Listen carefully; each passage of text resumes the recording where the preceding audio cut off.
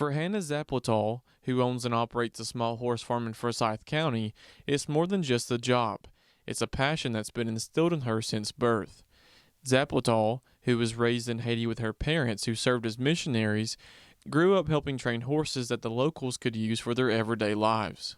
I grew up in Haiti down in the Caribbean, and one of the things that we did, because we were not, my dad wasn't a pastor at that time, and so his background was heavy machinery and construction, and everything down there is done by hand. So, you hoe a garden. You don't have a tractor that plows the garden. And so we started breeding primarily buggy horses. We worked with them, because an animal can pull 10 times what it can carry.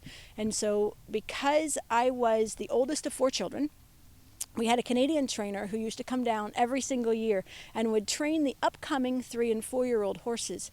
And since I spoke the language and I was the horse craziest bunch of the whole group, I would translate for him. And I was also the one that would, climb up on them, and he'd be like, hang on real tight, And so that was my job from the time that I was about 7 years old. After coming to the U.S. for college, Hannah bought a horse and began giving riding lessons. Today, she owns and operates this farm, Wildwood Farm, where she specializes in teaching others to ride, a place that is meant to be a fun, encouraging, and educational environment for riders, something she takes great pride in. For me, the connection comes with the animal, and people can learn so much without actually dealing with the live creature. You have to be responsible with how you handle it. So we start off at the beginning. We take the kids out to the pastures. We have to catch the horses. They all live outside, and so they learn how to catch the horse. We teach them how to brush the horse, because again, it's very therapeutic for the human. You can feel the horse's heartbeat. The horses actually mirror the human. So then we bring them down the hill, and then we come and help them, teach them how to get on, how to steer, how to go forward. And then as time goes on, I'm very careful with, I don't want them just to be able to do the skill, like on the cuff. I want them to do the skill well, and so we don't, you're not going to be jumping the first 2 years that you're here probably.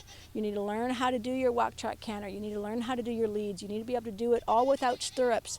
And so I'm really careful with how I build the foundation for them. Hannah likens learning the foundations of horseback riding to learning to drive a car, and believes it's so important for riders to master the basics before moving on to the more difficult stuff. It's laying a foundation, but it takes time to do it. And if I say, here's a car, now we're going to go drive on 285 at rush hour traffic and you're going to learn how to drive, it's a little daunting. And so if you take the time to learn how to prep them, learn how to do the foundation stuff. A lot of these kids go on to do amazing things with horses. One of our long-term students, she was ranked 3rd in the country for children's jumpers for years. So we add foundation gently and kindly, and instead of, here's your horse, go get on and try not to die. Reporting and coming for the Farm Monitor, I'm John Holcomb.